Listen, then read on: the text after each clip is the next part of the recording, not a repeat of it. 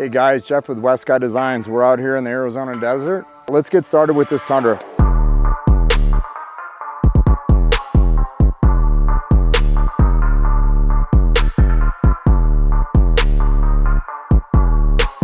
We just finished it. It has a Fab 4 front bumper with a worn winch on it. It's got a factor 55 fair lead. One of the things I like about this bumper, I said factor 55 and then it's a Fab 4 bumper, but one of the things I really like about their bumpers, how nice the fit is across here and then down. It's consistent on both sides, and the way the line is consistent across here. And then when I look at the bumper, it's consistent across the front this way. They do a nice job. So I always look at it this way. A bumper company can either show their welds because their welds are really good, and they can tie their welds in different areas to add accents to the front bumper or whatever it is they're building, which we do that on some of our stuff. On this one, they do a really nice job, like all the edging, they round the edges off. They have a nice clean, flat, flush line off the here. They round off the edges on the corners here and then up in here. And then the way the bumper kind of just follows the body lines underneath. And then you can see where here for, D-rings or points of tie off, it's got a nice solid spot here, and it's actually tucked up in the bumper. So when you're approaching something, you don't have to worry about it getting hung up or going through a low point or a high-speed ditch and grabbing something and pulling it down. So really nice bumper, Fab 4, love it. Still the factory front light bar. We do make one obviously for there. This does have our ditch light brackets. One of the things with our ditch light brackets that we spent a lot of time is I wanted to try to get them down and out away from the windshield so you don't block vision out through the windshield. So maybe if you're looking down a trail or looking off to the side, you still have more visibility. One of the things that I see with a lot of the ditch light brackets that are out there, they actually have a lot of vibration. This setup here has a gusset that drops from here down the bracket and on the back just where it fastens. And this keeps it, if you can see, I'm like pushing on it pretty good, and it's very sturdy. And the reason for that is because we wanted to be able to run very large lights on this and not have a lot of movement when you're at night shining down the trail and you see the lights going all over, or some of the guys drive at night out on the freeways when there's no one out there, just to obviously for animals running across the street, and just have as far out as you can, and you see the lights kind of going all over. It's crazy, but it does. It makes a big difference at the end of the day. So this has our lift in it. Along with our lift, this one does not have wheel spacers on it. So this is the standard offset on these TRD Pro 18-inch wheels. It does have a 37, 12.5 by 18. And this is a Recon Grappler. It's the Nitto Recon Grappler. This has our frame modification back here, the horn. And then back here, we've pinned the liner back. It's pinned back into the body mount back here. There's actually a hole in it, and then we have a clip that comes with it that pops into here. Some guys like to cut this out. I don't like to cut it out because in snow conditions, this can get all packed with snow and ice, and up in here where the body mount actually is, you can actually hear it when the snow freezes in there and it clanks against the bottom on the floor, and it sounds pretty noisy. A lot of guys say, hey, preload collar. You're taking the suspension and you're limiting the rebound on it. Well, when we get into that and we talk about that, I see there's a company out there, I'm not going to name names, but they are a surplus company that sells other people's products. They actually don't make their own products. They sell other people's shocks. And so I can tell that they're very upset, and they hate to see that we sell so many of our lift kits. And so what they do is they want to try to talk down about the preload collar takes away the rebound. Well, if I take a strut and I take a coilover, and the strut and the coilover are the exact same length, and I adjust that coilover and I add more preload to that, I'm going to increase the height of the vehicle. Now when I go over a bump and that thing rebounds, I have less rebound on that coilover, which I have the same less rebound on the strut, the factory strut with our preload collar. So some things get left out, and you see what's over here, but you forget to look what's over here. And so really, in true aspect, they both are doing the same thing. They both, when you adjust the preload on them, they both are losing rebound.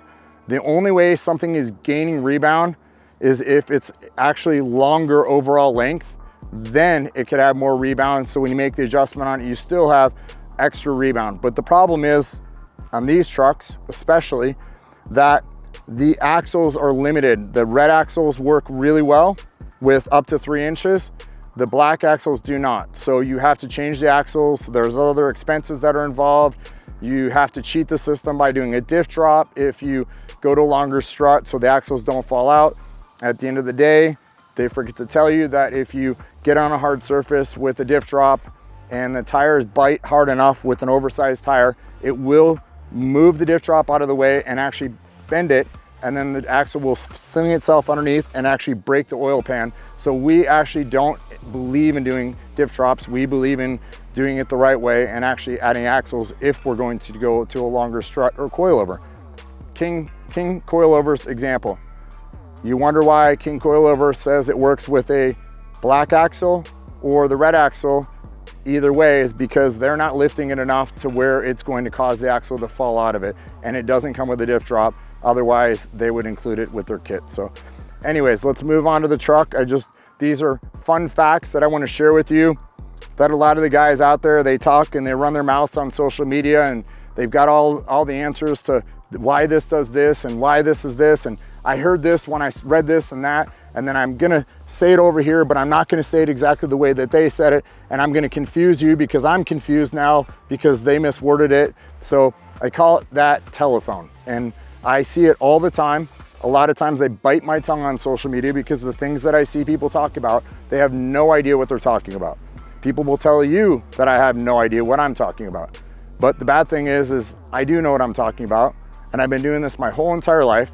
And you can see when I get passionate and mad when I talk about things, it's because this is my life. It's always been my life. I've always been into vehicles, and I've always been into making stuff either off-road or into racing.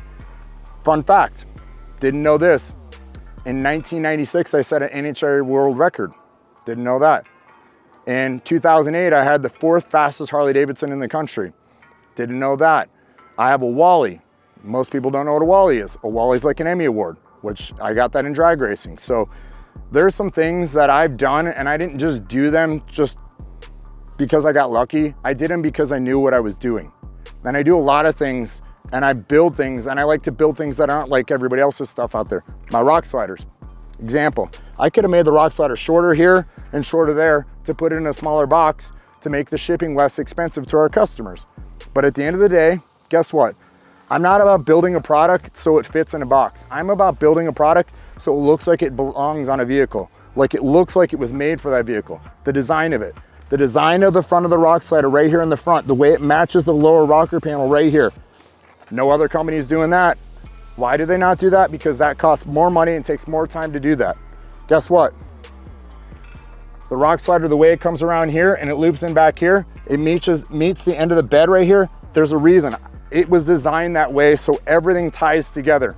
This angle right here on the rock slider was designed to match the angle in the side of the truck here. These are things that people didn't know. Did we need to put a stainless steel bottle opener and double stack it on the rock slider? Did we need to cut 3 different pieces out for the rock slider for their customers? Absolutely not.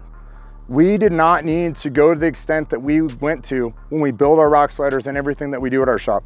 Do we overdo everything? 100%. We have the best welders in the whole world, or I should say the whole country for sure. And I can tell you this, they know it, I know it, and I can tell you at the end of the day, we interview at least 30 welders a month. Maybe one of the welders make it. So when I talk about our welds against other companies' welds, there's a reason. There is absolutely no comparison between our welds and another company's welds.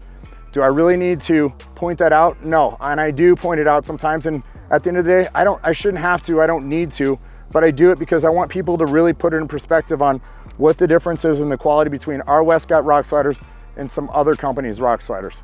Social media, Facebook. Guy was talking about a roof rack. Another guy pipes in and says, their roof rack's way too tight to the roof. When the snow melts, the water can't get out from underneath it. It's gonna cause the roof to rust. I mean, really, come on. There's not enough gap there for the water to get out or the snow to eventually melt when it warms up. Some of the things that I read on the internet or people say on the internet, they should just not even be on the internet because all they're doing is making themselves look even stupider. As you can tell, it's really funny. Our visor is designed to fit the roof line perfectly smooth. It's designed to be butted up to the roof.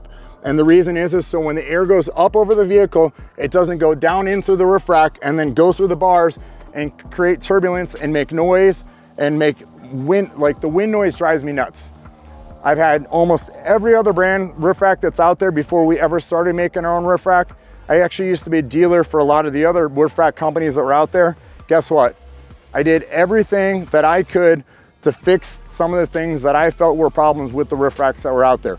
Wind noise, fitting tight to the roof, have an aesthetic line that matches the roof line in the vehicle, have some of the designs in the side that matches the fenders on the truck, to put some design back in here to show that we make our stuff here in the US and we make it all in-house to give people jobs and feed families. We use all stainless steel hardware throughout our roof rack. You know what? People talk, oh, the roof rack's flimsy. I can promise you, from our video that we posted months and months ago, which I believe it's got, I don't know, 11,000 views, because enough people have watched it now and understand that, holy smokes, the roof rack is super strong. I saw them put 2,500 pounds on it and it didn't even move a 1/16 of an inch.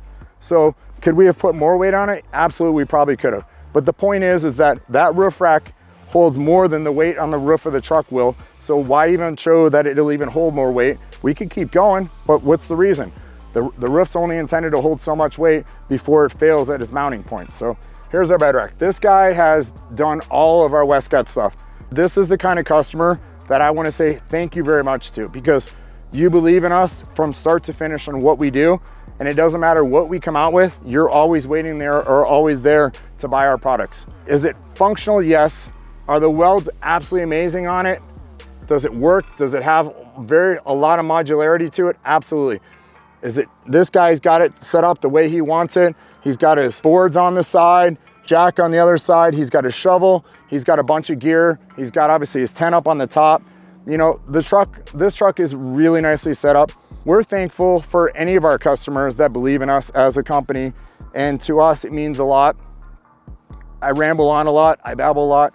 A lot of guys say I talk food salad or whatever you want to call it. Whatever. It is what it is. But at the end of the day, our business is designed to build the best and the nicest stuff that's out on the market in the marketplace we're in. Preload collar. Oh, you could buy some other lift for your truck. You're right. There's guys that go and drive their car off the lot. They just spent $70,000 on it. The last thing they want to do is go spend another $5,000 to $10,000 and put new suspension on it and rip the suspension out of the truck that they just purchased in it, and they want to maximize it. Some guys are not even sure that they're even going to off-road with the truck. So at the end of the day, those people may just want to figure out, hey, do I really need a real lift? Or do I really need to switch all the suspension out?